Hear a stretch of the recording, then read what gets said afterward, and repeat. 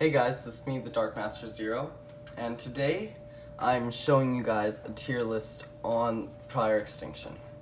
So at bottom tier we have Suko, which honestly it's not the best build. It has kind of weak attacks, weak health for like a bigger dinosaur, and it also has quite terrible land and water speed, especially when you're like trying to escape Puros and also Spinos, which can be a problem. Anyways, let's check the stats on the Suko. So the Suko only has 500 health, and its base damage is 40, which honestly is not too good for base damage. And its speed is so slow that it literally has nothing to compare to like any other big things because of how slow it is. That's one of the big factors that make it kind of bad. It also has terrible bleed, like I said. It has 1.5 for 2 attacks and has 4 for the other one. Anyways, let's go back to the tiers. So next, after E tier, after F tier I mean, we have E tier, which at the start we have the Hypsilophodon, which honestly it's quite a good build for starters due to the fact that it grows super fast, and you could also do a lot of things with it, such as like go into like tiny burrows that bigger carnivores can't. But the only weakness it has is against Troodons and Utah Raptors, due to the fact that they are pretty much the same speed as them, and that it's basically easy free food for the Utah and the Troodon. Anyways, let's go to next tier after I show you the stats. So on the stats, on the Hypsilophodon, it only has 75 health, and its attacks are pretty weak with a base attack of 6 damage, and it does 0 bleed, but its movement speed is 36, which is the highest speed in the game right now. Anyways, next we have the Parasaurolophus, which the Parasaurolophus is a pretty decent build, but not really that decent against most of the like larger sort of carnivores that have like better movement abilities and stuff, where you basically are the biggest target for most of the smaller stuff that is above E tier, such as the Utah or the Aloe or even the Carno can be a big problem against Parasaurs. Anyways, let's check the stats. So the Parasaur has around 500 health, which, to be honest, that is kind of good. Its base attack is 35, which isn't really the highest for a giant, like, large Parasaurolophus, but I wish they could, like, make the base attack a tiny bit, like, larger, just because it's a bit low right now.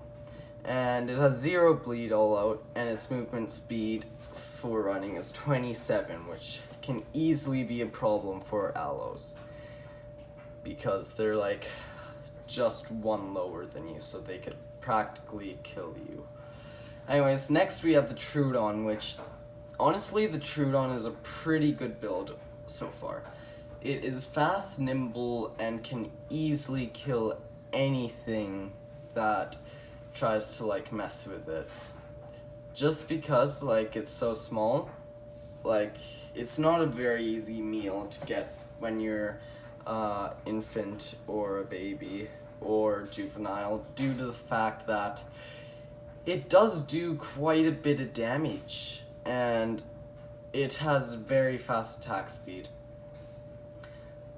Anyways, let's check the stats. So for the stats, the Troodon has 60 health, its base damage is 5.5, and it does quite good bleed. For the first attack it does 1.5 and then 2, which that's pretty decent. Its movement speed is 34.5, only a tiny bit less than Hypsilophodon, so you basically can kill a Hypsilophodon.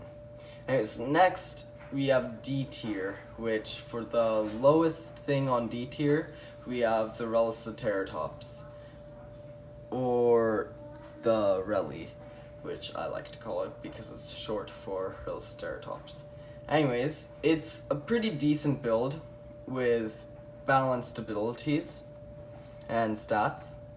So its stats right now are quite good. It has around 300 health and its base attack does 75, which that's quite high and it could easily kill a Giga. But despite that attack, it really is kind of garbage on its damage per second and its bleed. Even though the bleed is 5, it only has 1 attack, and its cooldown for that attack is 2.5, which is honestly super slow. And its running speed is honestly not the highest at a 24. You could practically get chased by anything that is a tiny bit bigger than you, such as the Giga or the Acro, which has a speed of 27 and 25. Anyways, next we have the Dilophosaur, which honestly the Dilophosaur is pretty good. You could practically kill a lot of things lower than your tier, and it's also very deadly for Utahraptors due to the fact that it does more damage and has more health and does a lot more bleed, which is why Utahraptors Dillo's diet. And Dilophosaur is pretty good due to the fact that it has high speed, but it has terrible mobility stats, which is why Utahraptor is above it. So let's check the stats. So on Dilophosaurus, it has 200 health and its base attack is 35, which compared to Utahraptor, that's pretty high. And obviously, the Dilophosaurus has quite good bleed with a 4, and its damage per second is 43, sorry. And it's just a bit higher than Utah's, which is at 40. And its running speed is at a 24, which is as high as a Reliceratops. Which, honestly, I think that's kind of fair, due to the fact that Reliceratops is not really a fast creature. Anyways, next we have the Utahraptor, which you probably know why it's at high D tier, due to the fact that it has lower health than most of the smaller creatures in it, such as Dilophosaur and Reliceratops, but honestly, it can really get its way with a lot of things due to the fact that it could jump with its mobility and stuff. And it does quite good at bleeding dinosaurs out. So let's check the stats. So for it, it has a health of around 160 and its attack does 20 damage, where its bleed does 2, which honestly, if you can stack that, that can literally be the end of kind of a lot of dinosaurs, but it's quite hard to stack attacks if you've been bitten once because you don't have too much health. Anyways, its running speed is almost as much as the Troodon with a 33. Anyways, let's check for the next tier, which is C tier.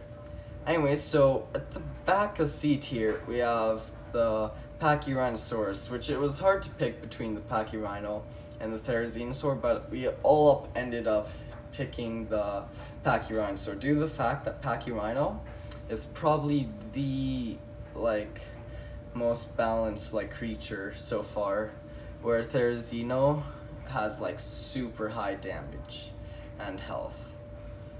Anyways, so let's check the stats of the Pachyrhino.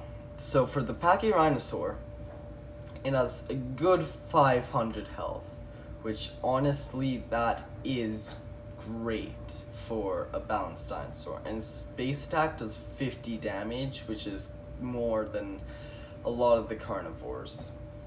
Anyways, after that, it has a good bleed damage of around 3 to 4 bleed damage, and it has quite good stamina, and its speed is at 25, which is a bit higher than Rally.